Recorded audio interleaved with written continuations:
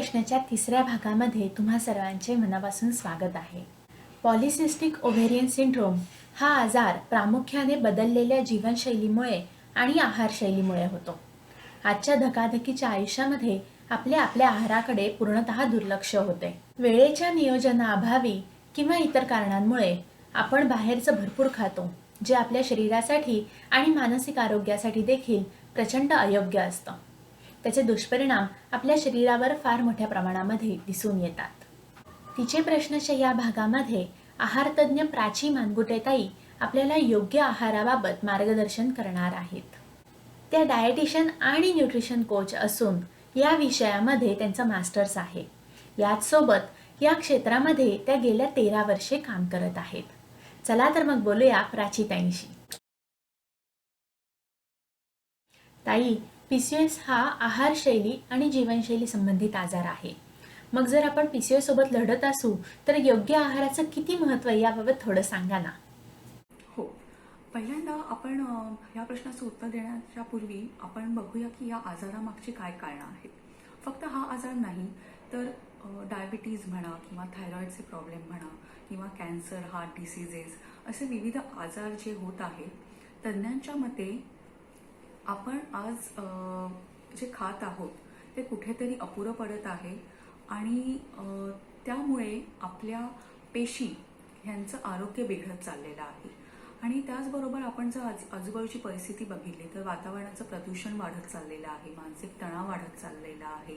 त्याचबरोबर आपल्या ज्या शेतीच्या पद्धती आहेत त्यामध्ये सर्रासपणे कीटकनाशकांची फवारणी किंवा रासायनिक खतांचा वापर, अगदी ग्लुकोजची इंजेक्शनं आणि अनैसर्गिक पद्धतीने पिकवली जाणारी फळभाज्या यांमुळे आपल्या आहारातून मिळणारी जी न्यूट्रियंट्स आहेत, ती पोषक द्रव्ये आहेत, ती सुद्धा आपल्याला मिळत नाही.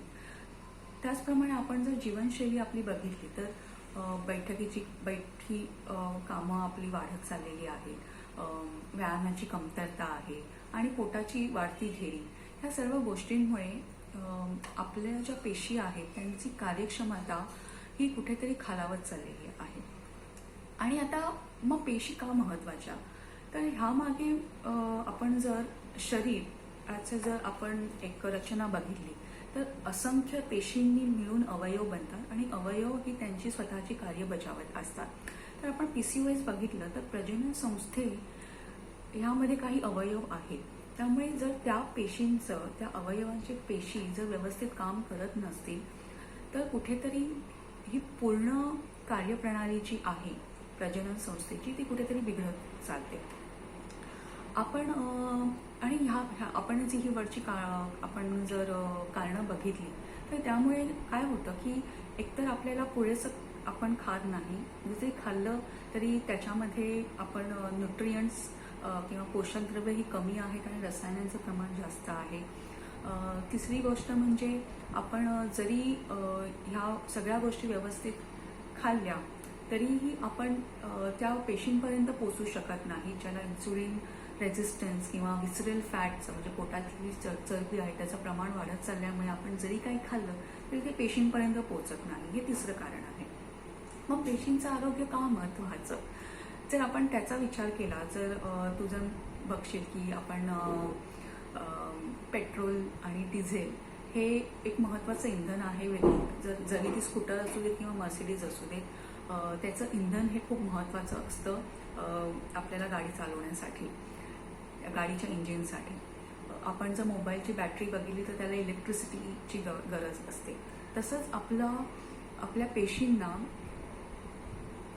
इंधन म्हणून पोषक द्रव्य ही खूप महत्त्वाची असतात.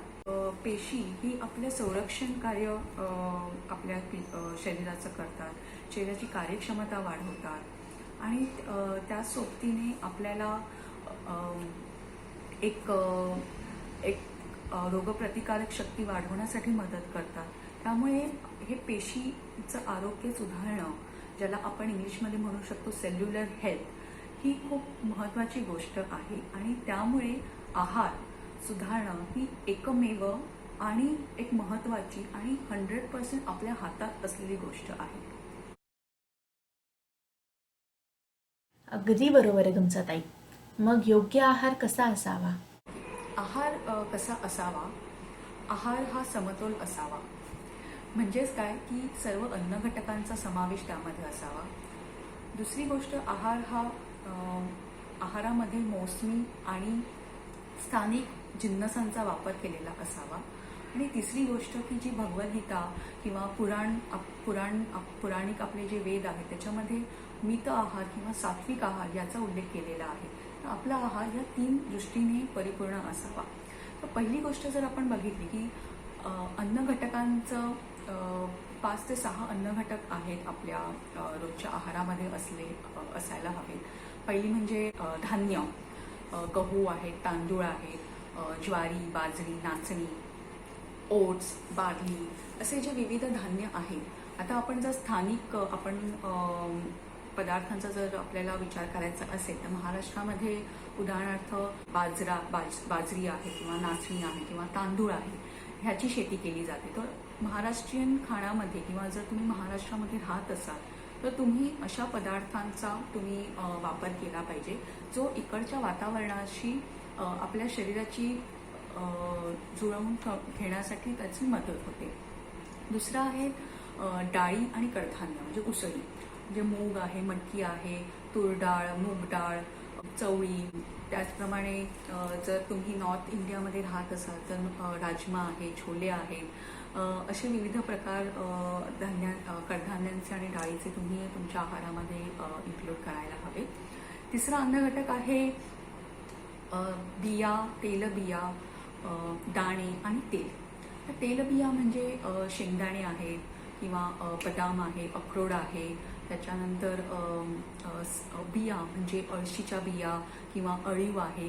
हे तुम्ही चटणीच्या स्वरूपामध्ये किंवा बडीशेपच्या स्वरूपामध्ये किंवा ॲज तुम्ही चहाबरोबर खाण्याचं जे आपण स्नॅक म्हणून त्याचा तुम्ही वापर करू शकता. काही जण त्याचं एक छानपैकी रोस्ट करून ग्रॅनोला बार बनवतात की ज्याच्यामध्ये बिया आहेत आणि दाणे आहेत. ह्याचं एक आपण भेळ करू शकतो किंवा चिक्की बनवू शकतो. तर अशा प्रकारे आपण हा अन्न घटक आपल्या आहारामध्ये वापर करू शकतो. आणि तेलामध्ये शेंगदाण्याचं तेल आहे किंवा तिळाचं तेल आहे, ऑलिव्ह ऑइल आहे, ह्याचा तुम्ही वापर करू शकता. चौथा आहे दूध आणि दुधाचे पदार्थ म्हणजे दूध, दही, पनीर, ताक, हे एक झालं. त्यानंतर फळं आणि भाज्या, रंगीत फळं आणि भाज्या आणि विविध प्रकारची फळं आणि भाज्या, याच्यामध्ये पालेभाज्या आहेत, फळभाज्या आहेत, हे काय म्हणतात ज्याला रूट्स आणि ट्यूबर, ज्याला बटाटो आहेत, रताळी आहे. सो ह्याचा आपण आपल्या आहारामध्ये वापर करू शकतो. आणि चौथा आहे मांसाहार की चिकन, फिश आहे, मासे म्हणजे त्याप्रमाणे अंडी आहेत. सो ह्याचा तुम्ही वापर रोजच्या आहाराचं नियोजन करताना तुम्ही करू शकता.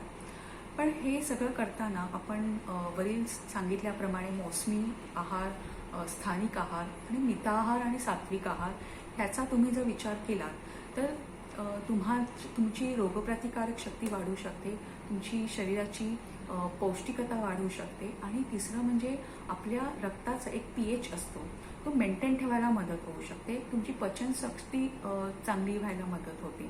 सो ह्या 3 गोष्टींचा अवलंबन तुम्ही किंवा विचार तुम्ही तुमचा आहार नियोजन करण्यासाठी करू शकता. बरोबर आहे ताई. मग आयडियल आहार कधी आणि कसा घ्यावा, वेळा काय असाव्यात आणि कुठल्या वेळेस कुठल्या आहाराचं सेवन व्हावं याबाबत पण थोडं सांगा ना. आहाराचं नियोजन करताना महत्त्वाची गोष्ट लक्षात ठेवणं गरजेचं आहे की निसर्ग आणि आपलं शरीर हे एकमेकांशी 100% जोडलेलं आहे. त्यामुळे सूर्योदय ते सूर्यास्त ह्या आपल्या जेवणाच्या वेळा असाव्यात. त्यामुळे होतं काय की आपली पचनशक्ती सुधारते आणि सूर्यास्तापर्यंत आपण जर जेवून घेतलं तर रात्रीच्या झोपेपर्यंत आपण दिवसभर खाल्लेल्या अन्नाचं संपूर्ण पचन होतं आणि रात्री आपल्या शरीराला पुरेशी विश्रांती मिळते आणि नवीन पेशींची निर्मिती करण्यासाठी आपल्याला व्यवस्थित वाव मिळू शकतो. आणि आहार तज्ज्ञ तुमची आत्ताची जीवनशैली कशी आहे, तुमचं आरोग्य कसं आहे, तुमचं दैनंदिन जीवन कसं आहे यानुसार एक आहाराचं नियोजन करते. उदाहरणार्थ सकाळी उठल्यानंतर तुम्ही नाश्त्यामध्ये दाणे पेरलेले पोहे असू दे, किंवा अंड आणि पोळी असेल, किंवा त्यामध्ये तुम्ही डोसा आणि चटणी, किंवा तुम्ही दूध पोहे असं खाऊ शकतात. अगदी केळं आणि चपाती खाऊन जरी तुम्ही निघालात तरीही ते खूप फायदेशीर ठरतं. नंतर थोड्या वेळाने तुम्ही एक 2.5 ते 3 तासाची अंतर ठेवून तुम्ही एक फळ खाऊ शकता. जसं आपण मगाशी सांगितलं की मोसमी आणि स्थानिक फळ तुम्ही कुठचंही तुम्ही सिलेक्ट करू शकता. त्यानंतर दुपारच्या जेवणाच्या वेळेला भाकरी किंवा तुम्ही भात, त्याचबरोबर भाजी, कोशिंबीर आणि प्रथिनांपैकी एखादा पदार्थ, उदाहरणार्थ मांसाहार असू देत किंवा डाळ असू दे किंवा दुधाचे पदार्थ असू दे, त्यापैकी एक गोष्ट तुम्ही तुमच्या दुपारच्या जेवणामध्ये तुम्ही समावेश करू शकता. त्यानंतर संध्याकाळी चहाच्या वेळेला तुम्ही शेंगदाणे म्हणा किंवा खाकरा म्हणा, किंवा अगदी तुम्ही एखादं परत फळ खाऊ शकता, किंवा सरबत घेऊ शकता, किंवा प्रोटीन शेक घेऊ शकतात. आणि त्यानंतर रात्री चं जेवण तुम्ही जसं आपण मगाशी म्हटलं तसं लवकर घ्या. त्यामध्ये शाकाहार घ्या, हलका आहार घ्या जो पचायला सोयीस्कर असू शकतो. आणि त्यामध्येही अगदी डाळ भात तूप आणि कोशिंबीर, किंवा भाकरी आणि पिठलं आणि कोशिंबीर हे अगदी पुरेसं आहे. त्यामुळे आहारतज्ञ तुम्ही जेव्हा आहारतज्ञाला भेटतात त्यावेळेला ती तुमचं खाण्याच्या प्रत्येक जेवणामध्ये कुठच्या अन्नधान्यांचा समावेश असावा, किती असावा, 2 जेवणांमध्ये किती अंतर असावं, आणि कुठचं आपण कॉम्बिनेशन आपण आहारामध्ये त्या विशिष्ट जेवणामध्ये करू शकतो, ह्या सगळ्याचं तुम्हाला ती मार्गदर्शन करू शकते. आणि त्याचा तुम्हाला एक आयुष्यभर या गोष्टीचा तुम्हाला फायदा होऊ शकतो, तुमचं आणि तुमच्या कुटुंबाची एक आहार योजना तयार करण्यासाठी. आजच्या काळामध्ये तर बऱ्यापैकी सगळ्या मुली काम करतात किंवा शिकत असतात, तर मग त्यांना रोज स्वतःसाठी स्वयंपाक ताजा बनवणं थोडं अवघड जाऊ शकतं. मग आठवड्याचं नियोजन ह्याच्यासाठी उपाय असू शकतो का? मग ते कसं करायला हवं याबाबत थोडंसं सांगा ना. हो, अगदी. या प्रश्नाचं उत्तर मी आहारतज्ञ म्हणून नाही देणार, पण ज्या गोष्टी मी माझ्या आईच्या किंवा आजूबाजूच्या काम करणाऱ्या महिलांच्या बघितलेल्या आहेत, तर त्यांच्याकडून मी शिकलेली आहे की तुम्ही एक आठवड्याचं नियोजन करा. तुम्ही आठवड्याचं वेळापत्रक बनवलं आहाराचं, तर तुमचं अति खाणं किंवा अवेळी खाणं हे तुम्ही टाळू शकता.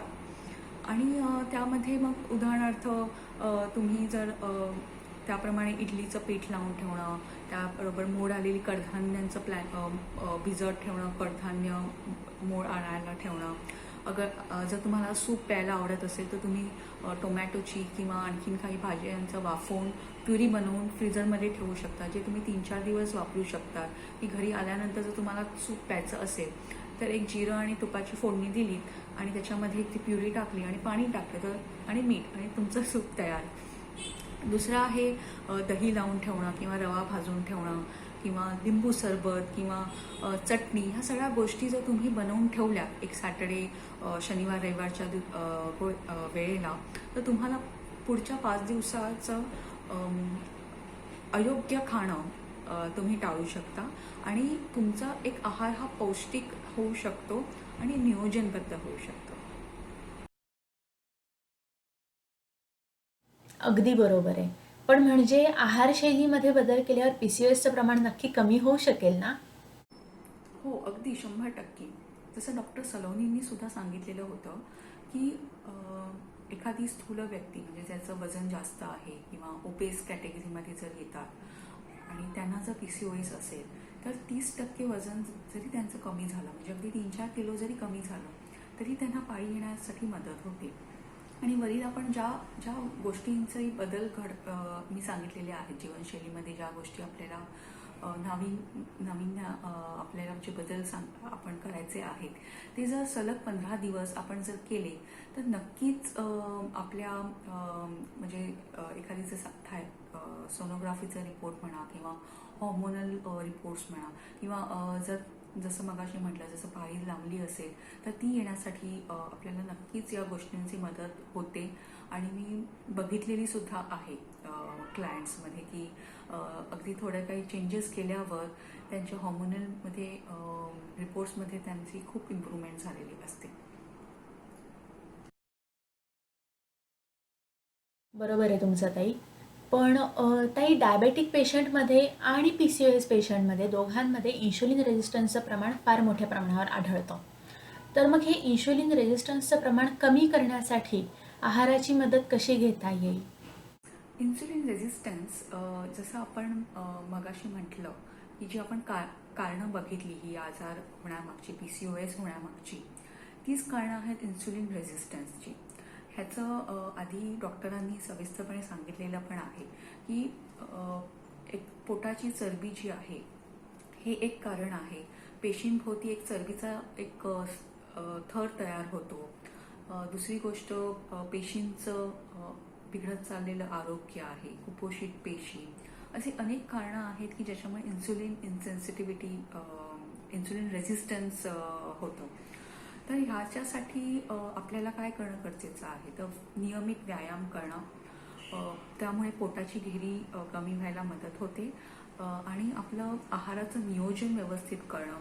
काही सप्लिमेंट्स आहेत म्हणजे ज्याला पूरक आहार म्हणतो, म्हणजे विटॅमिन्स आणि मिनरल्सच्या गोळ्या किंवा पावडर, ज्याच्यामध्ये प्रोटीन पावडर आहे किंवा ओमेगा 3 आहे, फायबर आहे, त्रिफळा पावडर आहे, क्रोमियम आहे, विटॅमिन डी, मॅग्नेशियम, या विटॅमिन्स अँड मिनरल्सचा उपयोगसुद्धा तुमची इन्सुलिन सेन्सिटिव्हिटी इम्प्रूव्ह करण्यासाठी होऊ शकतो.